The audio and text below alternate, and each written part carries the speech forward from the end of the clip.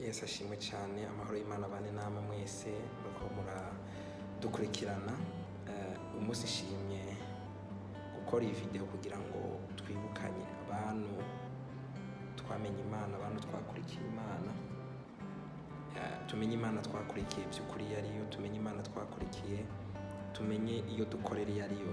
Igihe sinzi ko ari kwibagira, sinzi ko abantu bamaze gushika aho bagomba gushika, baramaze kwibagira Imana. Uwuzi Imana, wamenye Imana ntaho gitandukaniye n'utayimenye. Nico gituma ubona ibintu biriko biravangana, nukimenya abemera Imana n'abatayemera, nukimenya abakurikiye Kristo n'abatamukurikiye, kuko bose uravye inyifato ni imwe, ingendo ni imwe, ivyo bikora ni bimwe. Ariko harageze igihe abasenga Imana mu kuri bayisenga mu kuri ataburyarya, bayisenga mu kuri atakubangikanya, kuko Bibiliya iravuga ngo nawo saba abami babiri, kuko yobura ahahengamira.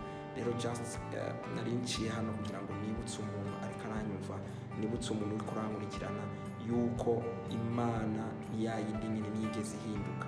Iyo yashoboye guhana Sodomo na Gomora ni yayindi nyene nigeze ihinduka.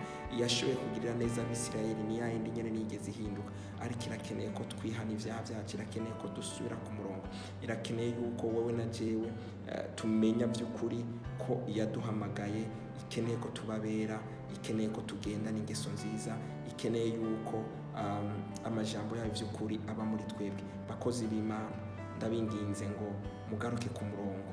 Hariho abantu benshi, mureke ubutumwa bw'amasantima, mureke ubutumwa bwo kugomba kwiyegereza abantu benshi, ariko nagomba ndababwiye muvuga ubutumwa butuma abantu buzobashikana ku kugororoka nyakuri, butuma abantu bobashikana ku ijambo ry'agakiza vy'ukuri, n'ivyo Kristo adusaba gukora. Ibisigaye Imana izobibahembera, Imana izobahezagira. Naca Imana yimye uwayisabye, naca Imana yimye uwayikoreye mu kuri no mu mwema. Rero ndabinginze bakozi b'Imana, ndabinginze ba Kristo, ndabinginze mubere umuco abandi, kugira ngo n'abandi bashobore kubigiraho, n'abandi bashobore guhindurwa n'ingeso zanyu, n'inyifato yanyu, n'imvugo zanyu. Uwiteka Umwami Imana nkorera abahezagire, abagire neza. Shalom shalom, mwarahezagiye.